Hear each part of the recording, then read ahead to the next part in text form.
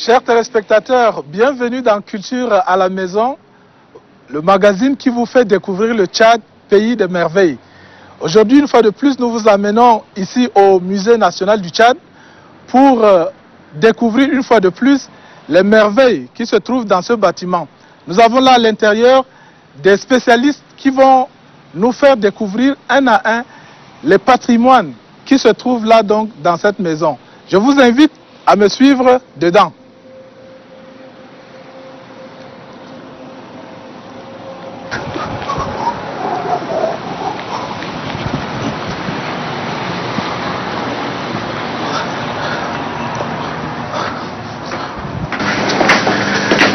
Bonjour monsieur. Bonjour monsieur.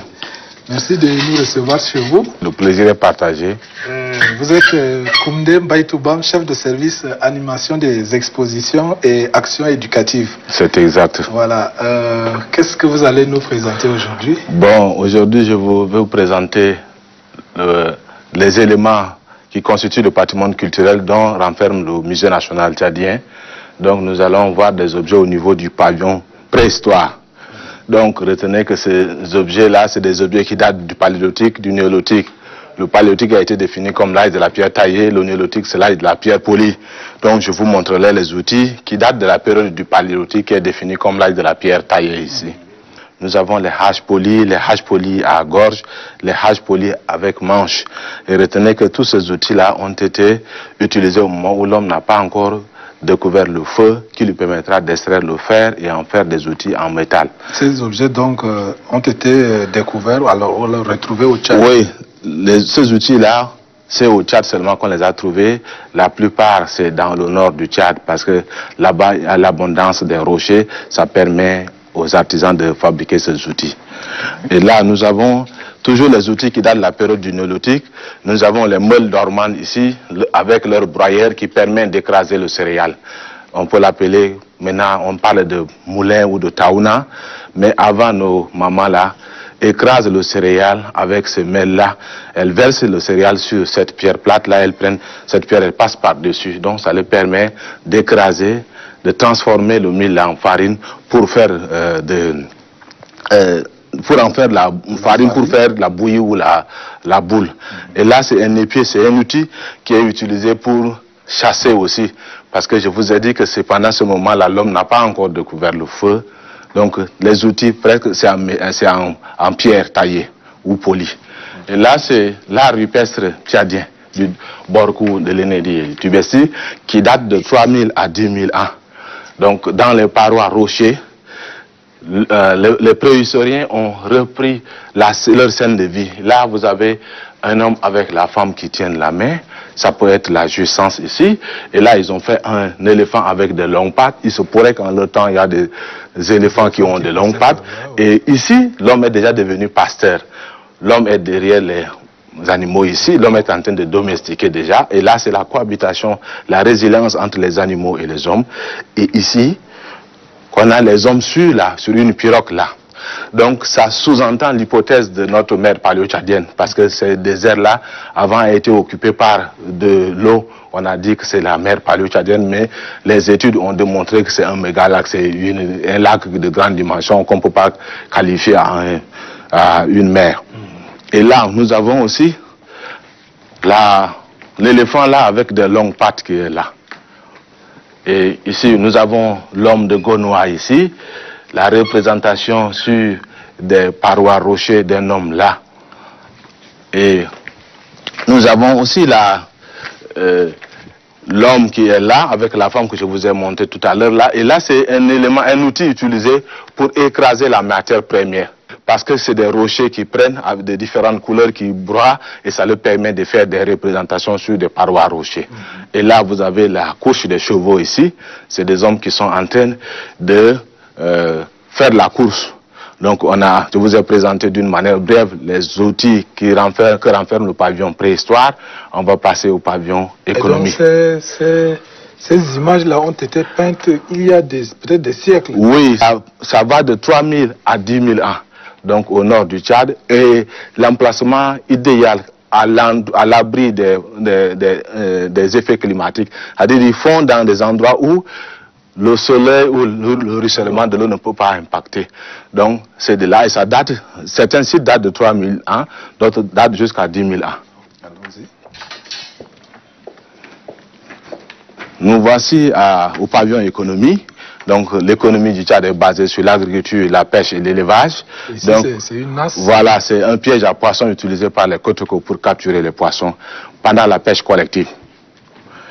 On a aussi d'autres nasses à poissons qui sont là, hein, pour capturer les poissons. Et l'économie au Tchad, ce n'est pas seulement la pêche ni la culture du coton. Il y a aussi le natron, le bicarbonate de sodium que le Tchad exporte. C'est-à-dire, les gens apprécient, c'est-à-dire c'est très bien pour l'entretien des dromadaires. Donc le Tchad exporte jusqu'en Arabie Saoudite. Il y a des caravanes de dromadaires qui y vont pour en acheter. Et vous avez le van inaugural. Le Tchad est entré dans le cercle des pays pétroliers, producteurs du pétrole, le 10 octobre 2003. Donc c'est ce van-là qui a été utilisé par le président de la République pour lancer l'exploitation du pétrole tchadien. Wow. Donc c'était le 10 octobre, c'est le même van qu'il a utilisé qu'on nous a donné là. À Comé, oui. À Comé. Et là, ça c'est des installations de Djarmaya, la raffinerie de Djarmaya. Ok. Et on a ici toujours des nasses pour capturer les poissons qui sont là, les différents types de nasses. Et là, on a des différents produits, les quelques produits, c'est pas de tous les produits, mais les produits issus de la culture, de la cueillette et minée qu'on peut trouver au Tchad qui sont là. Le haricot. Nous avons le haricot, les trois variétés, les trois couleurs d'haricot. Nous avons le sel naturel ou le sel végétal que les femmes obtiennent à partir des brindilles qu'elles brûlent, elles obtiennent le cendre, elles filtrent et elles obtiennent ce liquide et le liquide va se cristalliser et le sel pour assaisonner les sauces. Maintenant, le sel industrialisé vient faire concurrence à ce sel-là. Nous avons le jujube ou le nabak, appelé en arabe nabak. Nous avons le tamarin ou le hardep. Nous avons la courge à base de laquelle les femmes font les kandas que nous mangeons. Nous avons le maïs, le pois de terre, le crêpe ou le fonio sauvage pour faire de la bouillie. Nous avons le natron, la date ou tumbour. Nous avons la gomme arabique ou le soumouk en arabe. Nous avons sésame, nous avons le grain d'arbre à néré, nous avons le riz, nous avons l'arachide, nous avons le fruit de savonnier ou balenches abjabchaka. Wow, intéressant. Voilà, nous avons aussi les outils de l'agriculture qui sont là, la faucille qui permet de couper les épis. Nous avons la houe appelée communément daba, et appelée aussi bananga en mousseille, qui permet de faire des élévations pour planter les taros ou les patates. Nous avons la manche de la houe utilisée assis, et là c'est la houe qui est utilisée accroupie. Voilà. On tombe maintenant dans la monnaie, les monnaies traditionnelles, la paléo-monnaie traditionnelle, ce qui est sous forme de houe là, appelée mbal, utilisée par les Moussais et les Mouroum. Et vous avez Soula, utilisé par les Ngamba et les Mongo. Ça, c'est des grandes mesures, des petites mesures. Koké, utilisé par les Sarakaba. Le Koul, utilisé par les Saramadjingaï. Et le Wédé par les Arabes. Et la tradition orale dit que ces monnaies, on les utilise pour payer le cheval ou payer la dot. Si c'est pour avoir de la nourriture, on utilise le système de trocage. On change les produits contre les produits. Le cheval étant considéré comme un animal de prestige, on peut prendre cet argent-là pour acheter le cheval. Donc ça servait de monnaie à cette époque-là? Voilà, ça servait de monnaie dans le Tchad profond. Okay. Et nous avons des billets de banque qui sont venus là, supplantés, voilà, modernes, qui viennent supplanter ces paléo-monnaies. Et nous avons quelques pièces, encore les francs français. Voilà, quelques pièces de monnaie française, parce que quand les gens travaillaient dans les escaliers des sociétés françaises, on les payait avec des francs français, des centimes. C'est pour cela que ça fait partie du patrimoine tchadien, c'est pour cela qu'on a exposé. Okay. On a ici la case Telek en Mouskoun, et appelée communément case Mousgoun ou case Obi, et que c'est les Mousgoum qui ont eu cette ingéniosité de construire ces cases. On retrouve cette bâtisse-là au niveau de Bongor? Ou dans la région de Bongor, mais le fief c'est à Katoua.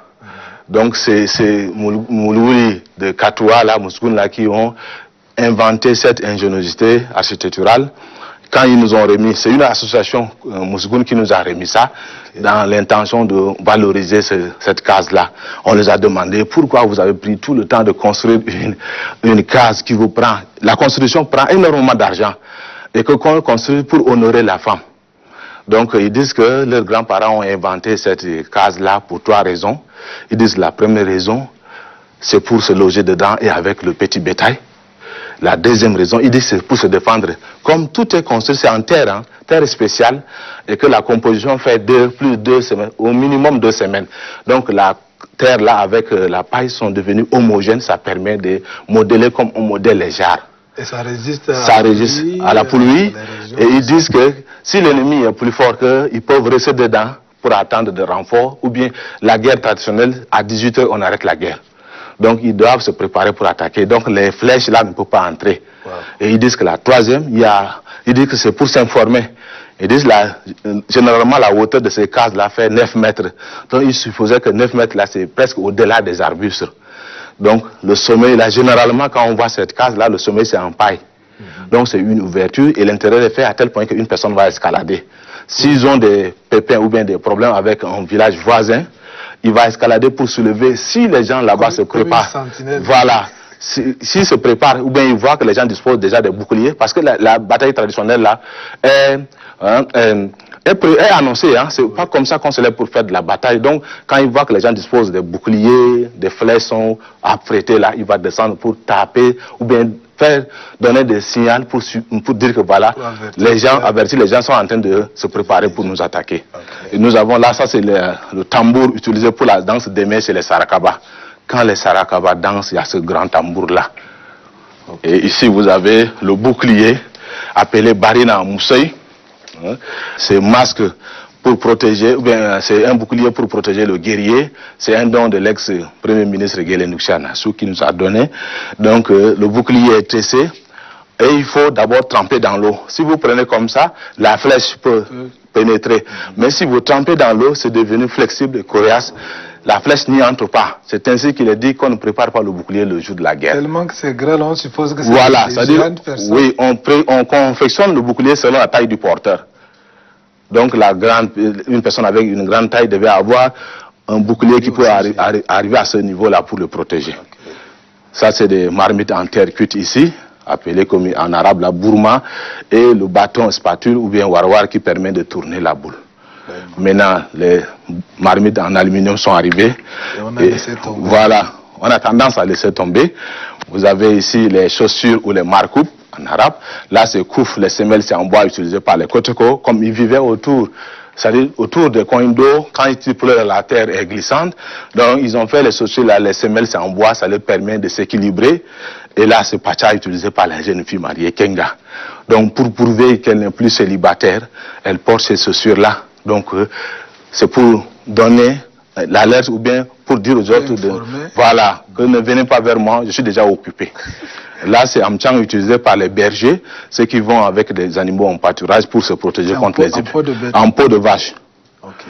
Et ici, ça c'est le tambour utilisé pour accompagner la danse dans le milieu sarpen. Okay. Vous avez la ceinture utilisée par les Adjaray, Soroko. C'est-à-dire quand ils dansent là, les garçons attachent au niveau du rein pour se protéger le sexe et danser. Vous avez masque appelé Kamla ou masque initiatique utilisé dans les deux logones, le moyen chari, une partie de la tangilée. C'est un système éducatif au Tchad. Donc un garçon à l'âge de 14 à 15 ans, on l'envoie en brousse suivre une formation. C'est-à-dire on le prépare de la vie d'adolescence à la vie d'adulte ou de futur père de famille. Donc quand il revient avec un nom d'initiation et on l'appelle plutôt avec son nom d'avant, mais c'est le nom d'initiation. Et lui là, il doit sortir de la case parentale de son papa. Il va construire sa case quelque part. On le prend maintenant comme un homme au grand complet. Il peut assister aux décisions, mais si au sud du Tchad, dans le Tchad profond, si vous n'êtes pas allé à l'initiation, on vous considère comme un sous-homme ou vous êtes classé dans la catégorie des femmes. C'est fait en fibre et en paille. En paille, en fibre, en paille. Donc ils reviennent là, ils portent cette tenue. Et après, il va se débarrasser de cette tenue pour porter la tenue en perles. Et après, il va reprendre la tenue qu'il a l'habitude d'utiliser et réintégrer sa famille. Okay. Vous avez le sel, où on met au dos de l'âne pour des portages. Avec le choukal, ou en trappe qu'on met entre la patte de devant et l'arrière. Vous avez la photo d'un artiste tchadien, un poète, un griot, qui a su marquer, un engagé qui a su marquer son temps. On l'appelle communément Moussa Chauffeur. Donc il a marqué son temps dans le domaine de la musique, sa photo est là. Et pour lui, pour aller chanté, pour entrer en scène, là, il porte un perruque. Donc, voici son perruque. C'est lui qui a chanté Aninadjina Maraseme. Maintenant, c'est les Djambojoya qui sont en train d'interpréter, mais c'est lui qui a chanté pour la première fois. Et à des grandes cérémonies, on l'invite. Donc, il a su marquer son temps dans le domaine de la musique, surtout tchadienne. Okay. Et là, c'est des vanneries, les corbeilles, des sacs à main, pour des bijoux et autres de la dame. Et là, c'est utilisé comme buffet pour garder des choses précieuses. Ça peut être le boucle dorée des femmes. Et ici, on a des bijoux de fête Gourane ici. C'est en argent. Les femmes Gourane, si vous le voyez avec ces objets de parure, c'est qu'elles vont soit pour le harous ou pour le baptême, le harous ou le mariage. Donc, les bijoux sont là, vous avez Barcham, c'est collier, vous avez Jaka, c'est la couronne. Donc, elles portent pour aller soit assister au baptême ou soit assister au mariage. D'où vous avez la photo là, d'un monsieur sur le dromadaire en blanc, et ses sœurs, ses cousines sont parées pour l'accompagner, pour donner un cachet. Ces perles-là sont fabriquées par les forgerons eux-mêmes ou on les importe d'ailleurs? Bon, on les a importés, c'est presque sorti de l'usine, parce que avec ce décor-là, ce n'est pas avec la main, on ne pourra pas faire ça. Okay. Donc ils achètent et puis elles font la juxtaposition, elles enfilent. Okay. Et là, c'est flotteur, c'est une pirogue faite à partir de troncs de capoquet utilisés par les Boudouma pour la traversée du lac Tchad. Qui n'a pas de creux. Oui, qui n'a pas de creux, c'est destiné au transport de la marchandise. Comme les Boudouma connaissent l'eau, donc ils font le colis, ils déposent sur cette pirogue-là, ça leur permet de traverser. Entre-temps, ils n'ont pas encore eu la possibilité d'avoir de grandes pirogues, mais ça leur permet de transporter, d'aller soit au Nigeria ou au Cameroun chercher des marchandises. Ça doit être un bois léger, ça? Oui, c'est en tronc de capoquier. Okay. Et ici, vous avez, ça c'est des objets de culte. Ici, vous avez la trompe là, le haut bois là, c'est utilisé accompagné de la flèche à 3 têtes pour le culte margaï. En dehors de l'islam, en dehors du christianisme, les margaï, les Adjara et margaï ont une divinité là qui se situe dans le village Bon, au sein même du parc national de Zakouma. Si par exemple pour aller s'aimer, ils viennent au pied de cette montagne lui offrir des sacrifices pour demander la clémence de leur Dieu là, de leur accorder une bonne pluviométrie afin d'en faire une bonne moisson. Est-ce que cette divinité existe encore de nos jours? Ça existe encore au sein du village Bon. Donc ils pratiquent. Je disais qu'en dehors du christianisme, en dehors de l'islam, ils le font. Et l'Africain est à 90% animiste. Le xylophone. Voilà, ça c'est le xylophone ou le balafon, utilisé pour accompagner des chants. Ça peut être des chants funèbres, ça peut être des chants de réjouissance populaire. Donc, dans le sud du Tchad, les deux, d'ailleurs, presque le sud, le Mayo Kébi, tout ça, les gens utilisent ça. Les cadeaux, tout ça, utilisent pour accompagner les chants. Okay. On a la natte qui est teintée, qu'on a appliqué des garoras destinés aux invités. Si on vous sort ça, c'est que on vous donne de la valeur. Invité de marque. Oui, maintenant même, il y a des gens qu'on les reçoit dans les hangars, d'autres c'est au salon, ainsi de suite. Donc, c'est des invités de marque, on leur sort cette natte-là. Et vous avez le pain obtenir à partir des métiers tissés d'une manière artisanale. On obtient des rouleaux, ces rouleaux-là, ils sont apposés pour faire ce pain. Et vous avez des bijoux quotidiens utilisés par les femmes arabes, Gourane et Zakawa. Ça, c'est des barrettes comme elles ont des longues chevelures, ça leur permet de soutenir les chevelures.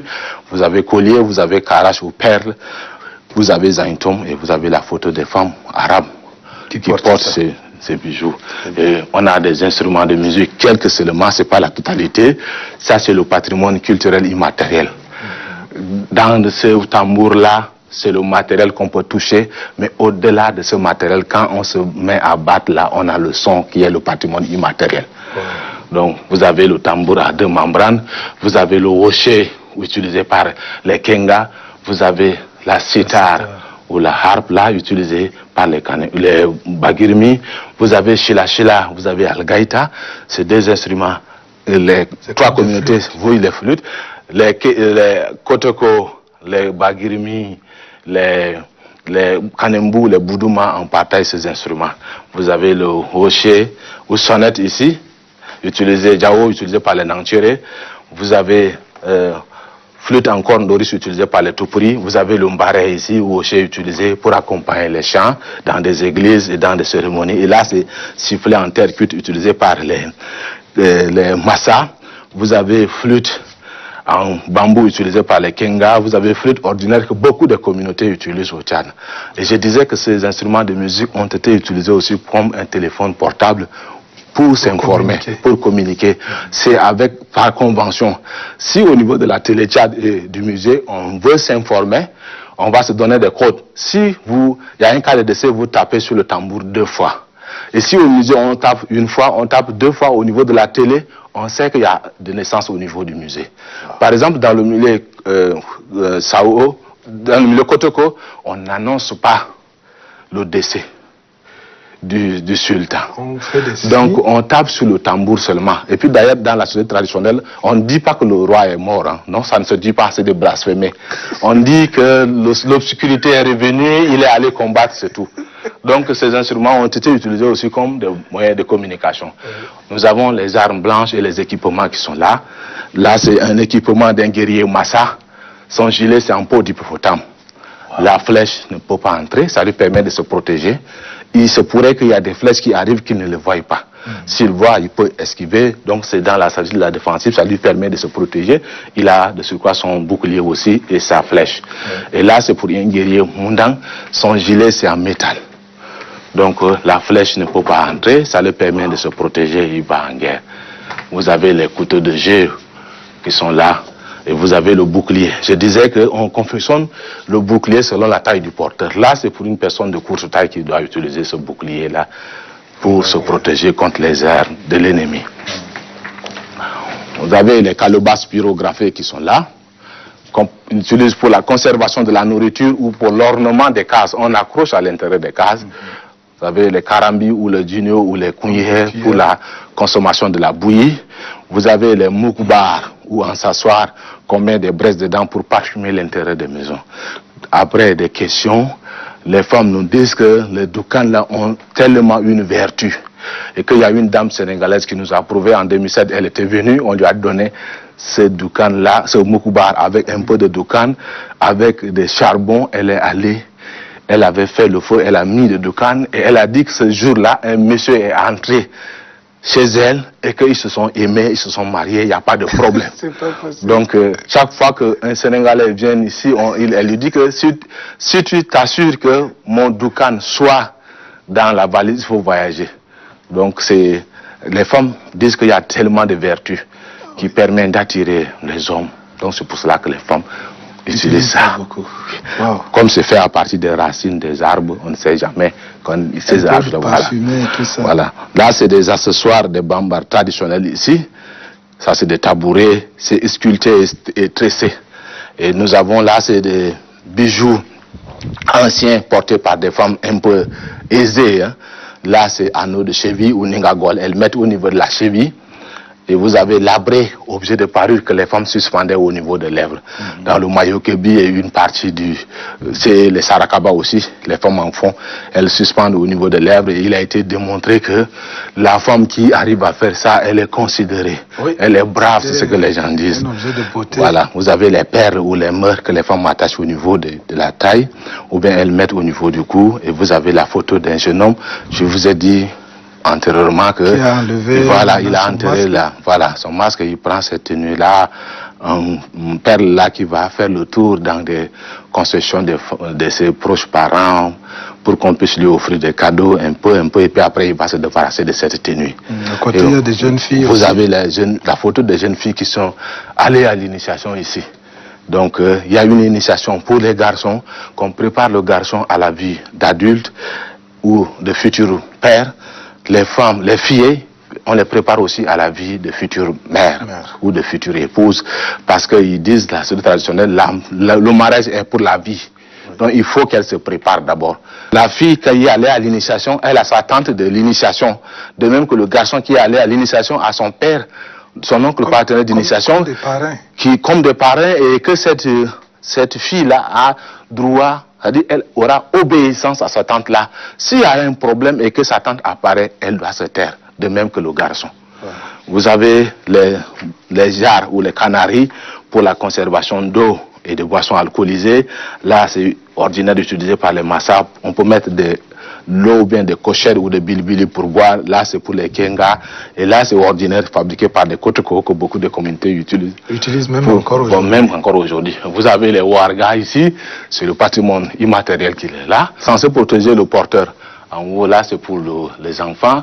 Et là, on met au niveau de l'avant-bras. Et là, on attache au niveau du rein ou de la taille. Et le gros, là, pour celui qui va en guerre. Ça renferme quoi? Bon, deux fois, c'est des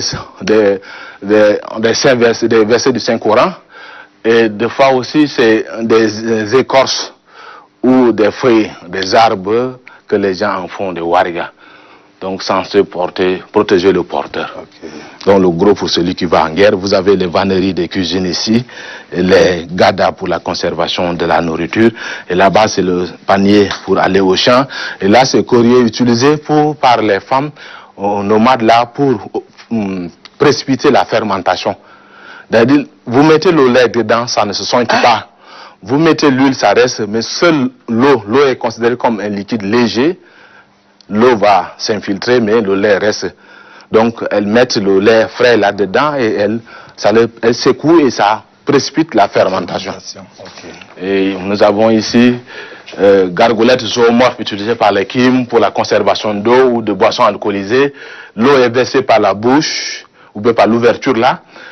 Au champ, quand ils sont fatigués, ils prennent un peu, ou bien ça peut être de la boisson aussi. Apparemment, c'est l'image d'un animal. Oui, ça c'est l'image d'un animal, ça peut être le cheval qu'ils ont fait ça. Et là, c'est un banc en bois sculpté, utilisé aussi comme lit pour des personnes âgées dans le moyen Chari. Généralement, au village, on mange le soir. Hein. De retour du champ, il est fatigué, on l'installe, on lui fait un petit feu, il reste là, il fait des comptes. Okay. Et vous avez le cure qu'on attache au niveau de la figure de l'animal pour que le sultan puisse monter. Vous avez le sac à grains, le sac destiné à contenir les habits du cavalier. C'est en quelque sorte le sac de voyage. Et c'est le sac à grains qu'on met le grain dedans pour que l'animal mange tout en courant. Vous avez le warga qu'on attache au cou du cheval pour le protéger parce qu'il y a des détenteurs du sultan. Si le sultan en pleine cérémonie, le cheval tombe, c'est que son pouvoir est contesté. Donc il va falloir protéger le cheval pour protéger le pouvoir du sultan. Vous avez la chicotte qui permet de diriger le cheval et vous avez choukal ou entrave qu'on met entre la patte de l'animal avant et derrière de l'animal pour l'empêcher de faire de longues distances. Si vous allez au marché hebdomadaire avec votre âne, avant de descendre votre char, il faut prendre le soin de mettre ça. Si vous ne mettez pas, l'âne va vous rentrer, vous attendre à la maison. Vous avez puisette ou rambaille pour prendre l'eau des puits, c'est en pot. Au sud, c'est en calebasse. Vous avez sac à grains pour des nomades. C'est des gens qui ne sont pas sur place, ils se déplacent de temps en temps. Donc ils prennent une petite quantité de céréales, ça leur permet de consommer au moment de leur trajet. Vous avez chapeau utilisé en feuilles de palmier doum utilisé par les bergers pour se protéger contre la chaleur. Et là, vous avez aussi masque de parade pour l'initiation aussi. Quand les initiés sont en réclusion pendant des moments, pour prouver à leurs familles qui sont encore en vie, qu'ils sortent avec cette tenue, ils font des démonstrations au village et les non-initiés sont dedans. Donc c'est les initiés qui participent à cette scène de parade-là pour prouver qu'ils sont encore vivants. Et ce masque-là est utilisé aussi pour la fête des pintades dans le milieu mundang pour annoncer la récolte. Et ce masque est utilisé par les chasseurs aussi, disposés en brousse, et que le chasseur se cache dedans, l'animal voit que c'est un objet ordinaire, il peut venir s'accrocher et il surgit pour le tuer. Ça ressemble un petit peu à un film moderne, comme on voit Kirikou, on sait pas s'ils sont inspirés de cela. Oui, donc ça c'est le Kalao, donc la tête de Kalao qu'ils ont fait ça. Okay. Donc vous avez ici les objets de culte là. On a exposé le dawai et le lot comme des objets de culte parce que si quelqu'un est musulman a des problèmes de santé, il ira c'est un marabout. Le marabout va transcrire des versets coraniques sur cette ardoise ou tablette là, appelée l'eau, qui va laver la solution, qui donne, on appelle communément almelo, que les gens boivent. Ou bien, il peut prendre ce kalam, ce dawai-là, transcrire des versets coraniques, des versets censés protéger des gens, pour en faire, ils peuvent en faire le warga et puis l'utiliser. Okay. Donc, généralement, les wargas là, c'est des versets coraniques, ou bien c'est des racines des arbres, des gui, ainsi de suite, qu'on en fait de warga. Vous avez Burma, on a des portions, des racines là qu'on met dedans pour bouillir. Et on donne la solution aux malades pour boire. Et vous avez des bois juste à poser là, appelés gondrons, ou métier à tisser dans le milieu tout pourri. Donc c'est des bois juste à poser. Et à partir de ce bois juste à poser, qu'on a obtenu ce tissu. Donc du coton fibre là, on obtient des ficelles, on vient, on le fait entremêler, et on serre, et on a ce rouleau. Donc le rouleau, on peut en faire une chemise, une camisole, ou de culotte ou de pantalon. Mais est-ce que ça se fabrique encore aujourd'hui? Ça se fabrique encore aujourd'hui. Il y a une association Cotimaf qui le fait à Farchala, et dans la région de Binder, les femmes en font encore. Mais pas assez. Elles parlent de la rareté de la matière première parce que maintenant les gens ne cultivent pas, presque pas le coton, c'est-à-dire pas comme avant. Donc ça influence sur le prix de la matière première. Fin de la visite, ça veut dire que c'est fini? Non, c'est pas encore fini. Nous avons le patrimoine mondial qui est à l'étage, que je vais vous montrer. D'accord. Chers téléspectateurs, ce n'est donc pas fini, ce n'est qu'une pause. Nous allons monter à l'étage, découvrir encore quelque chose de plus important, le patrimoine mondial. Suivez-nous.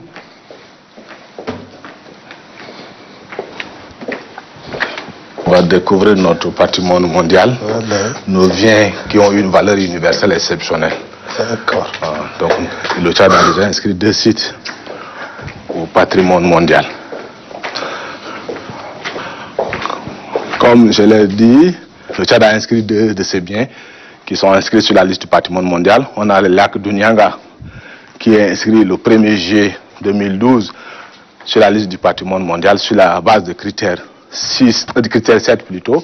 Donc le lac Tchad là vient renforcer les biens qui sont au niveau du patrimoine mondial en termes de la beauté universelle exceptionnelle et de la présence des lacs interconnectés dans un plein milieu du désert. On a il y a aussi l'image de lac d'Unyanga qui est là. C'est là où on a dit que c'est d'une beauté exceptionnelle. Là, c'est le lac entouré de dunes de sable et il y a des palmeraies. Et ces enfants-là viennent admirer la beauté du lac d'Unyanga. C'est une destination à découvrir. J'invite les Tchadiens à y venir. Ils ne vont pas regretter. Vous avez le massif de l'Enedi, le 2e site qui est inscrit au patrimoine mondial en juillet 2016.